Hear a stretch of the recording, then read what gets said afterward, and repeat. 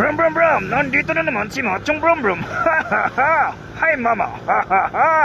Mga kabrum brum, nakita na naman tayong natutulog sa tabi ng kalsada mga kabrum brum. Bigyan na naman natin ito ng pagkain. Let's go! Punta tayo sa McDo mga kabrum brum para bumili ng pagkain para ibigay doon sa natutulog sa tabi ng kalsada. Natulong na naman tayo ngayong gabi mga kabrum brum doon sa natutulog sa tabi ng kalsada.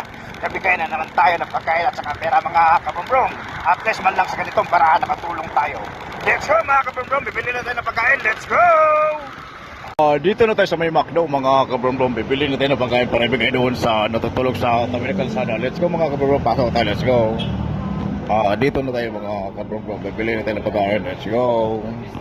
Ito na mga kabrum-brum, nakabili na tayo ng pagkain sa McDo at may 1,000 pesos na pera. Ibigay na natin ito kay tatay na natutulog sa tabi ng kalsada. Let's go! Let's go mga kabrum-brum, yatin na natin itong pagkain doon sa natutulog sa tabi ng kalsada. Natulong na naman tayo ngayong gabi mga kabrum-brum doon sa natutulog sa tabi ng kalsada. Kabigay na naman tayo ng pagkain at saka pera mga kabrum-brum.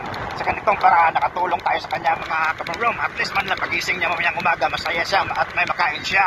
Let's go mga kabrum-brum, yatin na natin itong pagkain. Let's go! Nandun sa tayo mga kabrom-brom. Lapitan natin para ibigay itong pagkain at saka 1,000 pesos na pera. Let's go mga kabrom-brom. Ibigay natin ito kay tatay. Let's go. Dito sa tatay mga kabrom-brom.